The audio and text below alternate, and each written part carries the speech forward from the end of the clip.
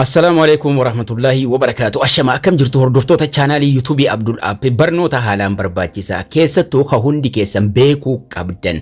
Kanaan dura viidiyoo kana dalageen jira. Amma garuu karaa sirrii ta'e, karaa salphaa ta'een baay'ee salphaa ta'een copyright YouTube sirreessuu dandeenya. Namoonni baay'eenis ka keessaan nagaafatan copyright dha wajjin monetize ta'uu ni danda'ama ka jedhu nagaafattu.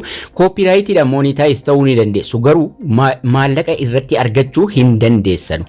Copyrighting garuu ni sirreeffama asuma YouTube Studio bilbila irratti duraan Chrome irratti sirreeffama amma garuu asuma bilbila irratti Chrome YouTube Studio bilbila irratti salphaatti copyright video copyright qabu sirreessuu dandeessu. Duraan barnoota baay'ee waa'ee dhimma karaa irratti barsiiseen jira. Playlist channel kiyyaa jala yoo seentan akkaataa copyright itti sirreessan playlistiin jedhu jira. Akkasuma seera YouTube ka jedhu jala yoo seentan immoo barnoota baay'ee argattu achi jala. YouTuberiin tokko seera YouTube hubachuun barbaachisaadha. Video kana jala yoo seentan copyright claim maal akka ta'e copyright striking akkasuma community guidelines wantoonni YouTube irratti dhorkaataa maal akka ta'e sirriitti hubachiiseen jira. Akkasuma akkaataa warning channel warning irratti dhufe itti sirreessan ka jedhus channel kana jala seentanii argachuu dandeessu. Egaan har'a kan nuti ilaallu salphaadhumatti YouTube Studio bilbilaa irratti haala kamiin akka copyright sirreessinu. Videoon copyright itti dhufe jennee balleessuu hin qabnu kan waliin ilaallu ta'a. Haaraa taanaan subscribe, like, share hiriyoota keessaniif gochuun na waliin turaa isiniin jecha YouTube Studio irra seenna. YouTube Studio bilbilaa irra seennaa jechuudha. Chrome irra dhaquun gonkumaa isinirraan eegamu. Maaliif filannoo agatee asumarratti nuuf kennee jira waan ta'eef jechuudha. Erga asirra seennee booda yoo viidiyoochi jalqaba irra jiraate viidiyoochuma irra tuquun gara fuula duraa deemna. Viidiyoo copyright jedhee jalatti barreeffamee jiru jechuudha. Viidiyoo copyright ta'e irratti maallaqa hojjechuu yookaan immoo maallaqa lakkaa'uu hin danda'u. Garuu copyright osuma inni jedhee jiru wajjin monetize ta'uu dandeessu. Monetize isinirraa kaasuu hin danda'u.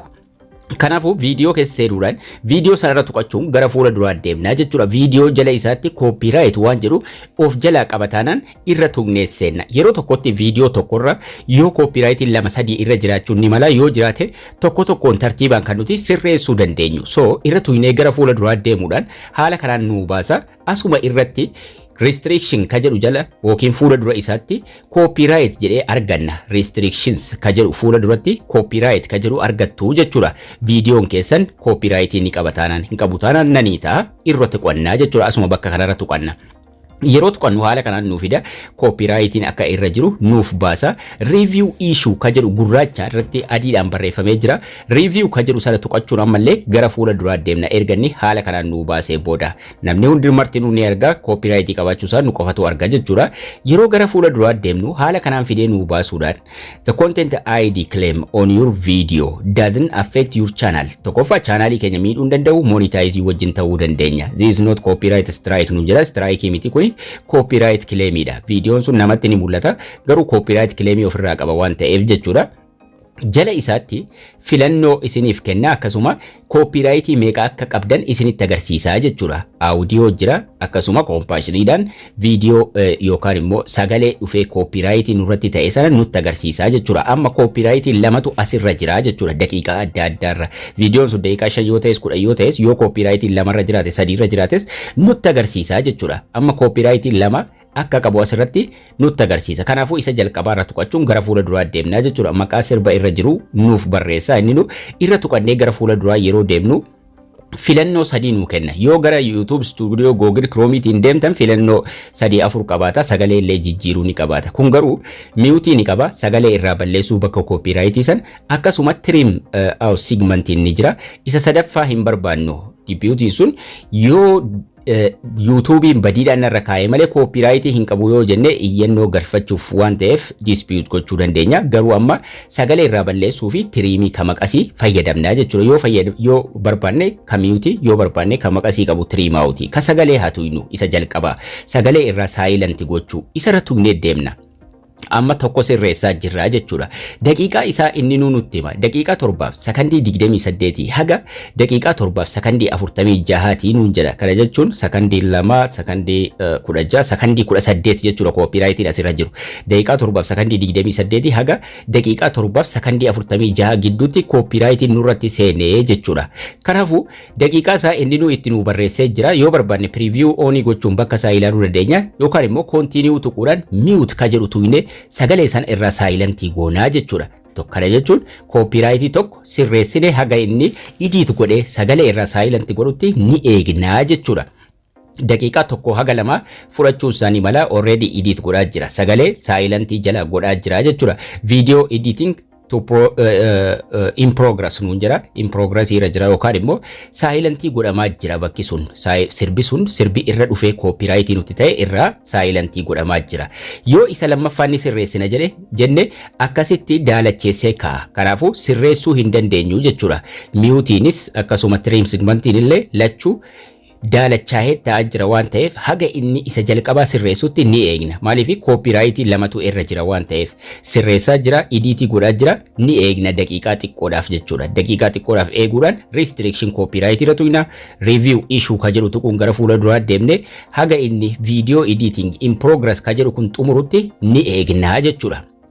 Xiqqoo eeguudhaan ammallee itti deebi'uudhaan koopiraayitii tokko tafa waan ta'eef review issues ka jedhu tuquudhaan ammallee isa lammaffaa isa hafe sana isas irra tuquun gara fuula duraa deemnaa jechuudha. Amma tokkotu nuu hafe tokko already idiit godhamee xumuramee yookaan immoo koopiraayitiin tokko keessaa bahee jira jechuudha. Isa lammaffaa irra tuqanna amma.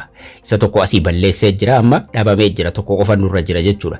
Yoo lama isinitti dhufe yoo tokko dhufe achumaan koopiraayitiin isinirraa badee viidiyoon sun qulqulluu ta'a jechuudha. Maallaqa irratti argachuu dandeessu beeksisa oonii gochuu dandeessu. Isa lammaffaa isa hafe irras tuquudhaan yoo sadii ta'es akkuma kana gootu jechuudha. Isas maqaa isaa gubbaatti nu barreessa. Yoo keessaa murree baasuu barbaanne bakka sana tiriimaawutii tuqnaa jechuudha. Tiriimaawutii tuquudhaan daqiiqaa meeqa haga meeqa akka ta'e isas nuuf ka'a. Kun immoo daqiiqaa 5 sekondii 7 haga daqiiqaa 6 sekondii 60. Kun immoo daqiiqaa 1 sekondii 37 wayitii jechuudha.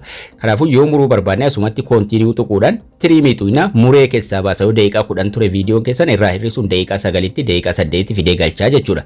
Garuu yoo sagalee irraa saayilantii gootanis waa tokko rakkina qabu waan ta'eef isa sagalee saayilantii gochuu filannaa jechuudha. Isa jalqaba mute segment ka jedhu kana tuquudhaan maal goona daqiiqaa isaa already asitti nuu kaa'ee jira continue ka jedhu tuquudhumaan saayilantii irraa goonaa jechuudha. Preview ka jedhu tuquudhaan ilaaluu dandeenya daqiiqaa 5 irra geessinee viidiyoocha rakkina tokko hin qabu. Continue tuqannaa jechuudha. Continue tuquudhaan mute isii jettu tuqina sagalee san irraa saayilantii godhaa jechuudha. Akkuma isa duraaniitti isa kanas daqiiqaa xiqqoo fudhatee saayilantii irraa nuu godha. Nuti mute yeroo tokko tuqinaan dhiifnee keessaa bahuu dandeenya haga inni qofa akkasitti irra searchii godhee hagan itti akkanatti nuu baasutti ni eegna. Sanaan booda irraa bahuu dandeenya jechuudha. Amma xumurreerra. Video editing in progress nuun jedhee jira. Already edit godhaa jira. Lachuu edit goonee jirra. Daqiiqaa xiqqoodhaan booda sagalee lammanuu yookaan immoo koopiraayitii bakka lachuuttuu irratti dhufe sirreessineerra waan ta'eef yeroo isa lammaffaa hafe sanas in progress isaa sirreessee xumure maal ta'a koopiraayit ka jedhu kun nanii ta'a yookaan immoo irraa badaa jechuudha. So video copyright ta'e asuma irratti irraa jijjiiruu dandeessu. Yoo sagalee bakka buusuu barbaaddan garuu dura video dalageen jira. Chrome irra deemtanii achirraan sagalee bakka buusuu dandeessu silent gochuu yoo hin barbaanne jechuudha.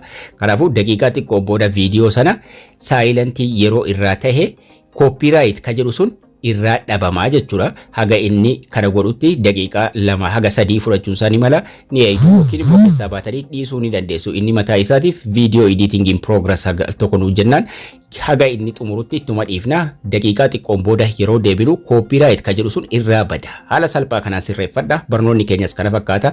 Haga barnoota kutaa itti aanu walitti deebinutti turtii gaarii nagayaan tura.